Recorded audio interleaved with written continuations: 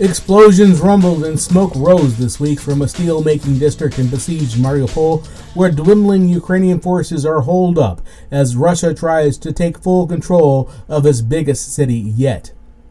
The Azovstal Iron and Steel Works, one of Europe's biggest metallurgical plants, has become an aptly apocalyptic redoubt for Ukrainian forces who were outgunned, outnumbered, and surrounded 7 weeks into Russia's invasion of Ukraine.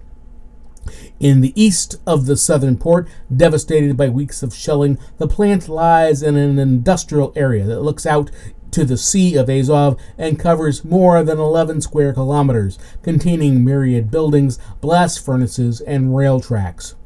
The Azovstal factory is an enormous space with so many buildings that the Russians simply can't find the Ukrainian forces, said Oleh Zadnov, a military analyst based in Kiev.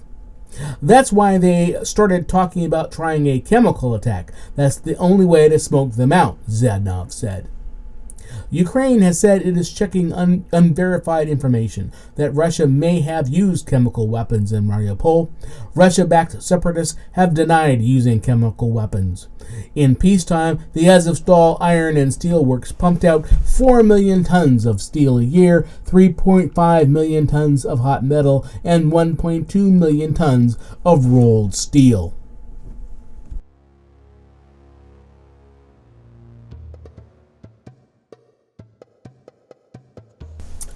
Investors rediscovered much of their appetite for riskier bets by Thursday afternoon, with the MSCI Global Index finishing well above its session low and the U.S. dollar pairing gains, while oil futures pulled back from multi-year records after Russia's invasion of Ukraine and responses from other countries. After falling sharply earlier in the day, U.S. Treasury yields paired most of their declines, and Russia's ruble recouped much of its losses against the dollar, while safe haven gold was in the red after earlier rising as much as 3.5%. While the S&P had steadily regained lost ground after hitting its session low after around the open, a noticeable improvement in risk appetite followed U.S. President Joe Biden's unveiling of new sanctions against Russia. He said the United States is working with oil producers to secure global energy supplies. While Biden insisted that U.S. forces will not fight in Ukraine, he said additional forces would be authorized to go to Germany. Sanctions cited involved Russian banks and technology imports, but did not involve oil and gas or the SWIFT international banking system. Investors, who are most concerned about inflation in areas such as energy, were relieved by what the sanctions did not include, according to Jack Janicewicz, a portfolio manager at Natixis Investment Managers Solutions. Historically speaking, whenever you get military incursions, the blueprint has been to sell in the run-up to the incursion, and once tanks start rolling in across borders, you're supposed to buy it, said Janicewicz. He noted that investors were buying assets such as technology stocks, which had been selling off ahead of the invasion. You're selling your winners to buy the losers right now. That's the rotation we're seeing, he said.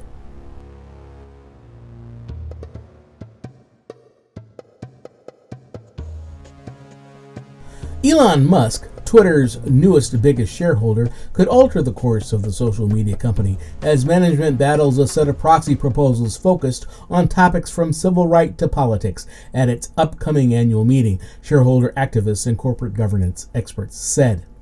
Whatever the outcome of Musk's bid to buy Twitter outright announced Thursday, investors with opposing political views described the billionaire entrepreneur as likely to work to undo some of the restrictions on content that Twitter has imposed as it attempts to promote free speech while combating hate speech and false information. Even if he fails to buy Twitter, the Tesla CEO, who recently disclosed a 9.6% stake, is seen as likely to vote in ways that could shake up the company at its virtual May 25th meeting, said people who follow corporate governance issues. Given where Musk has positioned himself relative to the strategy of Twitter, and given he wants to be something of a disruptor, I don't see him voting on management very often, said Brian Bueno of Ferient Advisors, a corporate governance and executive pay consulting firm. Musk said his offer of $54.20 per share was meant to promote open discourse. At the virtual meeting, he will control the second largest stake after Vanguard Corporation, enough to give either investor a kingmaker role in close contests. Musk said his offer price of $54.20 per share was meant to promote open discourse. At the virtual meeting, he will control the second largest stake after Vanguard Group, enough to give either investor a kingmaker role in close contests. Musk did not immediately respond to requests for comment on how he might vote at Twitter. Musk's star power will likely draw much attention to the event, said Charles Elson, founding director of the Weinberg Center for Corporate Governance at the University of Delaware. He's a well-known individual in the middle of all this, so it will increase the interest in voting and could have a big impact, Elson said. Although Twitter on Friday adopted a shareholder rights plan to defend itself against Musk, Elson said its impact on the voting might only be to make proxy advisors, which tend to frown on so-called poison pills, more skeptical of management.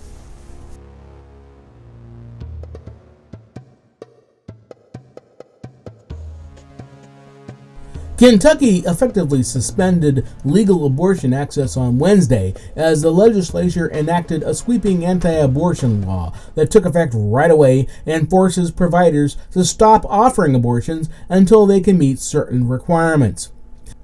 The impact of the law makes Kentucky the first U.S. state without legal abortion access since the 1973 Supreme Court case Roe v. Wade established the right to end a pregnancy before the fetus is viable, abortion providers say. Abortion rights advocacy groups have said they will challenge the bill in court. The law imposes requirements that the state's clinics say make it too logistically difficult and expensive to operate, including a provision requiring that fetal remains be cremated or interred.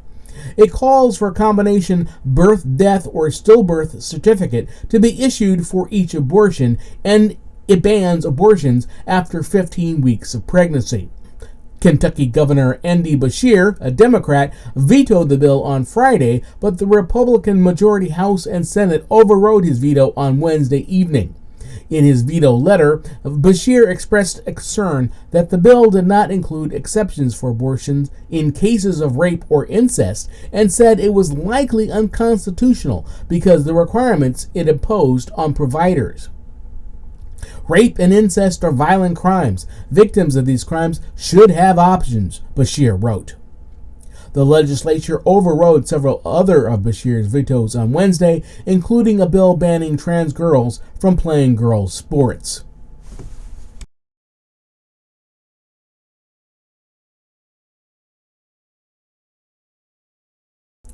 San Francisco police were left scratching their heads after they pulled over a car earlier this month for driving without headlights at night and found no one inside.